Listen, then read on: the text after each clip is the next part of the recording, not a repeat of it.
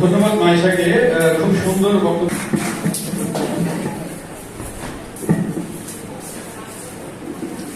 Hello hello, শহর জুড়ে মিছিল নামে আকাশ ভেঙে বর্ষা, দুর্নীতির বাতাস বয় সংবিধানকে করে ঝাপসা। বিতর্ক চলছে, আমাদের আজকের বিতর্ক প্রতিযোগিতার বিষয় নির্ধারণ করা হয়েছে প্রতিরোধ নয়, দমনে দুর্নীতি নির্মূলের একমাত্র উপায়। অত্যন্ত যুক্তিসঙ্গত কারণে আমিও আমার দল বিষয়টির পক্ষে অবস্থান করছি। আমার দলের প্রথম বক্তা ইতিমধ্যে বিষয়টিকে সংজ্ঞায়িত করে গিয়েছে। আমি এই বিষয়টিকে বিশ্লেষণ করে যাব এবং আমার দলের তৃতীয় বক্তা এসে এই বিষয়টিকে প্রমাণ করে দিয়ে যাবেই যে প্রতিরোধ নয়, দমনী দুর্নীতি নির্মূলের একমাত্র উপায়। ধন্যবাদ মাননীয় মডারেটর, সুবিজ্ঞ বিচারক মন্ডলী এবং আমার প্রতিপক্ষ দলকে। আসসালামু আলাইকুম। আমার প্রতিপক্ষ দল, আপনারা কি আমাকে একটি কথা বলতে পারবেন? আপনারা কাদের দ্বারা দুর্নীতি প্রতিরোধ করতে যাচ্ছেন? আজ সমাজের উচ্চশিক্ষিত লোক থেকে শুরু করে উচ্চ শ্রেণীর মানুষ সকলে দুর্নীতির সাথে জড়িত, সকলে নিজ স্বার্থে লোভে পড়ে দুর্নীতি পর দুর্নীতি করেই যাচ্ছে।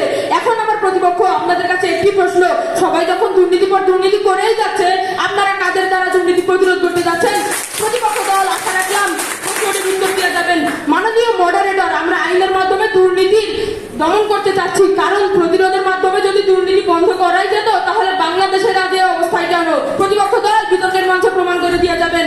মাননীয় মডারেটর, আমাদের দেশে আজ দুর্নীতি আছে বলে আজকের এই বিতর্ক প্রতিযোগিতায় এই প্রেক্ষাপটটি উঠে এসেছে। যদি আমাদের দেশে দুর্নীতি নাই থাকতো, এই প্রেক্ষাপটটি কখনোই উঠে আসতো না।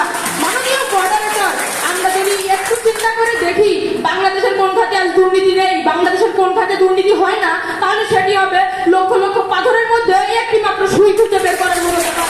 মাননীয় মডারেটর, আমরা সকলে দুর্নীতি আমাদের সামনে ঘটতে দেখেছি। মাননীয় মডারেটর, আমাদের বাংলাদেশে আর কোন খাতে দুর্নীতি হয় না? প্রতিপক্ষ, আপনারা কি বিতর্কের মঞ্চে একটি খাতের নাম আজকে বলে যেতে পারবেন যে খাতে বাংলাদেশে দুর্নীতি হয় না? আশা রাখলাম একটি খাতের নাম আজকে বলে যাবেন। মাননীয় মডারেটর, রূপপুর পারমাণবিক বিদ্যুৎ কেন্দ্রে শ্রমিকদের একটি বালিশের দাম রাখা হয়েছিল ৫,৯৫৭ টাকা, ও একটি বিছানার চাদরের দাম ছিল ৫,৯৮৬ টাকা, ও একটি খাটের দাম ছিল ৪৩,৩৫৭ টাকা, ও একটি ওয়ার্ড্রপের দাম ছিল ৫৯,৫৫৮ টাকা। মাননীয় মডারেটর, চট্টগ্রাম মেডিকেল কলেজ নির্মাণ প্রকল্পের একটি বালিশের দাম রাখা হয়েছিল ২৭,০০০ টাকা, ও সেই বালিশের কভারের দাম রাখা হয়েছিল ২৮,০০০ টাকা। এ থেকে কি বুঝলাম? বালিশের থেকে বালিশের কভারের দাম বেশি হয়ে যাচ্ছে। মাননীয় মডারেটর, আমাদের দেশের আজ কতজন মানুষ সচেতন? আমাদের দেশের মানুষরা আজ অসচেতন বলেই আমাদের দেশ এমন ভাবে দুর্নীতির দিকে এগিয়ে যাচ্ছে তো এগিয়ে যাচ্ছে।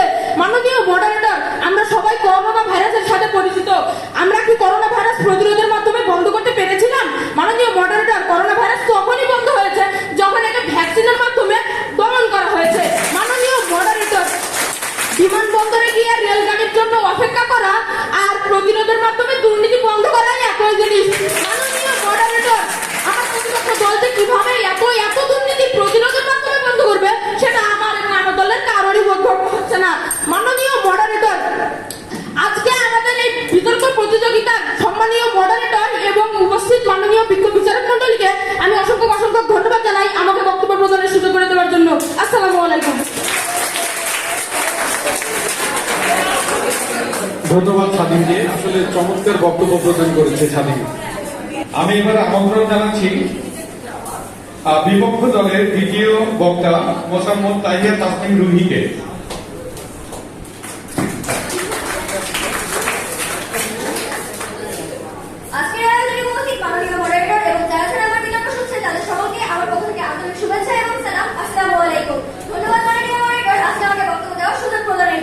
বিতর্ক চলছে আর আজকের বিতর্কের বিষয় নির্ধারিত হয়েছে প্রতিরোধ নয়, দমনী দুর্নীতি নির্মূলের একমাত্র উপায়। সকল কারণে আমি এবং আমার দল এর বিপক্ষে অবস্থান করছি। মাননীয় মডারেটর, আমার প্রতিপক্ষ দলকে জানাই যে আপনারা বলে গেলেন প্রত্যেকেই নাকি দুর্নীতি করছে, তাহলে প্রত্যেকেই যদি দুর্নীতি করে তাহলে আপনারা কাদের মাধ্যমে দুর্নীতি দমন করবেন? মাননীয় ধন্যবাদ। আজকে বিতর্ক প্রতিযোগিতার সম্মানিত মডারেটর, আসলে আমাদের এই বিতর্ক প্রতিযোগিতাটা আরো আগে করার কথা ছিল, কিন্তু নানা একাডেমিক কারণে এবং অনেক সমস্যার কারণে আমাদের একটু বিলম্বই হলো।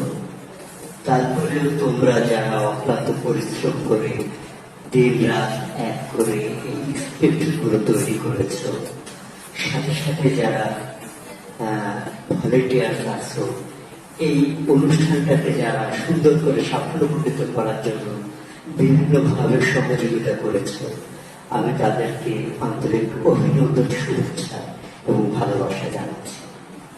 তোমাদের কাছ থেকে অনেক কিছু শিখলাম।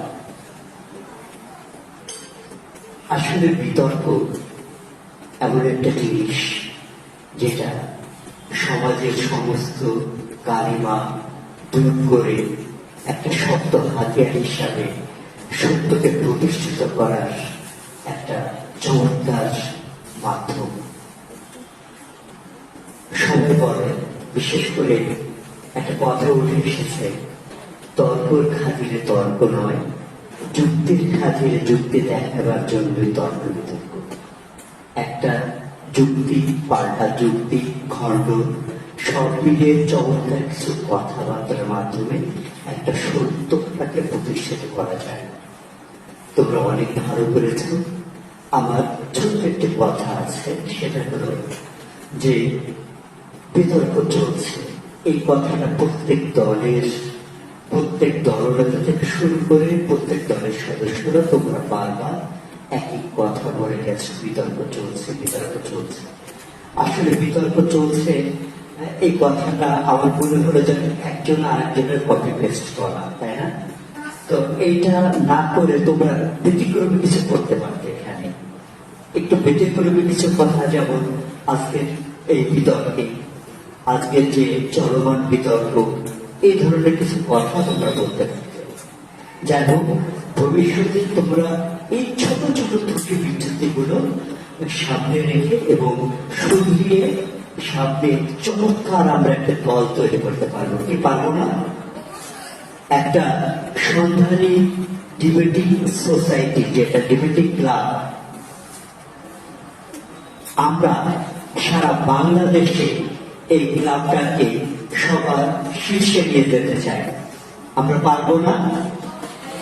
তোমরা জেনে খুশি হবে, জাতীয় বিতর্ক প্রতিযোগিতায় সন্ধানী স্কুল অ্যান্ড কলেজ সারা বাংলাদেশে শ্রেষ্ঠত্ব অর্জন করেছিল।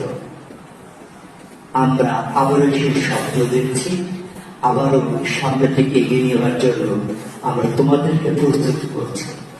তোমরা প্রস্তুত হও, আমাদের সহযোগিতা করো।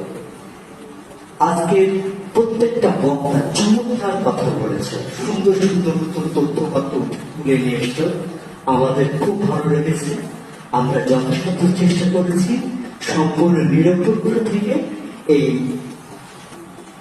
বিতর্কের আজকের যে প্রতিযোগিতা, সেটা সুষ্ঠু সুন্দর করে এর ফলাফল প্রস্তুত করতে। ফলাফল প্রস্তুত করার জন্য আমাকে সহযোগিতা করেছে জারিফ এবং এবেতাজ। তাদেরকে আমি আন্তরিকভাবে অভিনন্দন জানাচ্ছি এবং আমি সাথে সাথে ভলেন্টিয়ারদের আরেকটু কথা বলবো। অনুষ্ঠান শেষে যারা ভলেন্টিয়ার আছে আমাকে একটু সহযোগিতা করবে। ধন্যবাদ। আমি আবারও সম্মানিত মডারেটরকে আজকের অনুষ্ঠানের, আজকের এই বিতর্ক প্রতিযোগিতার ফলাফল প্রদান করার জন্য আমি সবিনয়ে অনুরোধ জানাচ্ছি।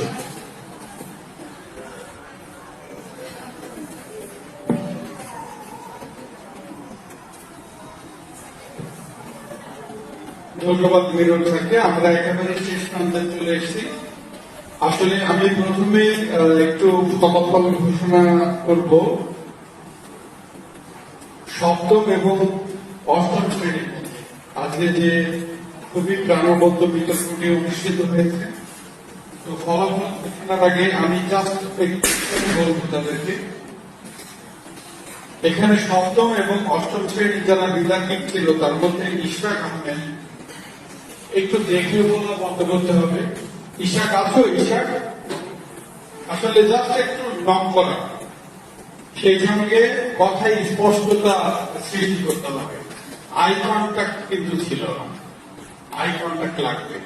পাশাপাশি হচ্ছে সবাই পুরোপুরি ব্যবহারটা কিন্তু জানতে হবে, ঠিক আছে? প্রত্যেকেরই এই সমস্যাগুলো কম বেশি ছিল। বসো, স্বাধীন বেশ ভালো বলেছে, ও হয়তো এর আগে বিতর্ক করেছে, যে কারণে কিছুটা অভিজ্ঞতা আছে, উচ্চারণ ঠিক ছিল, একটু দ্রুত বলেছে। তারপরে হচ্ছে ওর প্রশ্ন ছিল, ও ও কিন্তু দারুণ দারুণ প্রশ্ন করেছে, রায় কন্ট্রাক্টর ছিল। আর দুই দলের ভিতরে মাইশা জামান মাইকি ও তো দারুণ বলেছে, আমার ভালো লেগেছে, উচ্চারণ ভালো ছিল, বডি ল্যাঙ্গুয়েজ ভালো ছিল, তার তথ্যবদ্ধ ছিল স্ক্রিপ্টে। তো সর্বোপরি আসলে সবার একটা জিনিস মিসিং হয়েছে, সেটা হচ্ছে যুক্তি খণ্ডন পর্ব। যুক্তি খণ্ডনের তোমাদের আরেকটু ম্যাচিউর হওয়ার দরকার আছে। তবে আশা করবো যে এবার যে বিতর্কটি হবে ইনশাআল্লাহ এগুলো কেটে যাবে। তো সব মিলিয়ে হাঁটাহাঁটি লড়াই হয়েছে। আমাদের উভয় দলের আসলে বিচারকগণ একেবারে নিরপেক্ষ জায়গা থেকে বিচার করেছে। আমার কাছে ফলাফল থেকে সেটাই মনে হয়েছে, সবাই ভালো করেছ।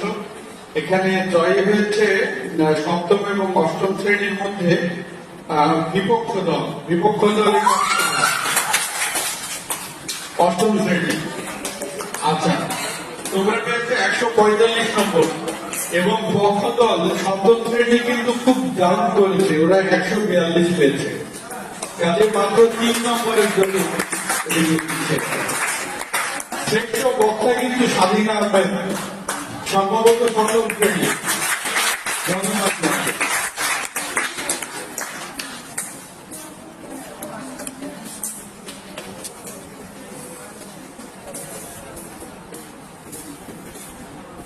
আচ্ছা, এবার আসি নবম শ্রেণীর পদ্মা বনাম মেঘনা।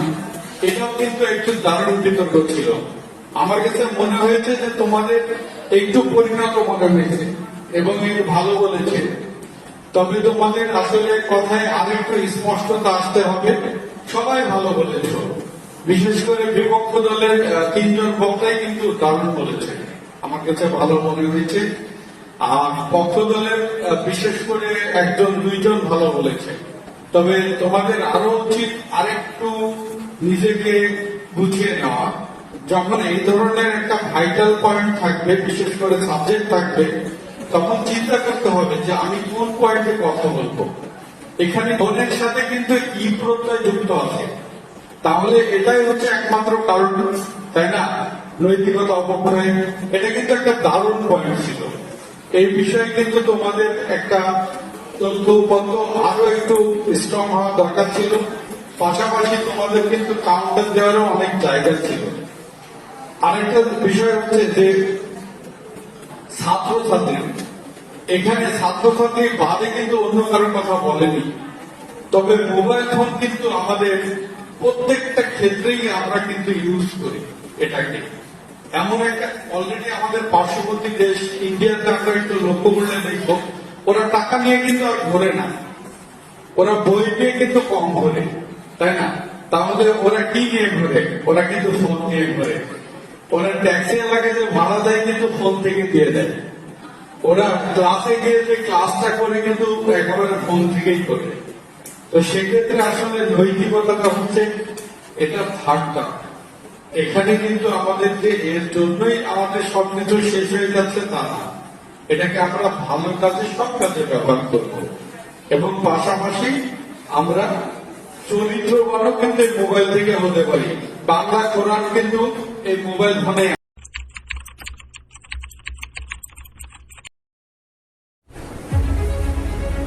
শহর জুড়ে মিছিল নামে আকাশ ভেঙে বর্ষা, দুর্নীতির বাতাস বয় সংবিধানকে করে ঝাপসা। বিতর্ক চলছে, আমাদের আজকের বিতর্ক প্রতিযোগিতার বিষয় নির্ধারণ করা হয়েছে প্রতিরোধ নয়, দমনে দুর্নীতি নির্মূলের একমাত্র উপায়। অত্যন্ত যুক্তিসঙ্গত কারণে আমি আমার দল বিষয়টির পক্ষে অবস্থান করছি। আমার দলের প্রথম বক্তা ইতিমধ্যে বিষয়টিকে সংজ্ঞায়িত করে দিয়েছে। আমি এই বিষয়টিকে বিশ্লেষণ করে যাব এবং আমার দলের তৃতীয় বক্তা এসে এই বিষয়টিকে প্রমাণ করে দিয়ে যাবেই যে প্রতিরোধ নয়, দমনে দুর্নীতি নির্মূলের একমাত্র উপায়। ধন্যবাদ মাননীয় মডারেটর, সুবিজ্ঞ বিচারক মন্ডলী এবং আমার প্রতিপক্ষ দলকে। আসসালামু আলাইকুম। আমার প্রতিপক্ষ দল, আপনারা কি আমাকে একটি কথা বলতে পারবেন? আপনারা কাদের দ্বারা দুর্নীতি প্রতিরোধ করতে চাচ্ছেন? আজ সমাজের উচ্চশিক্ষিত লোক থেকে শুরু করে উচ্চ শ্রেণীর মানুষ সকলে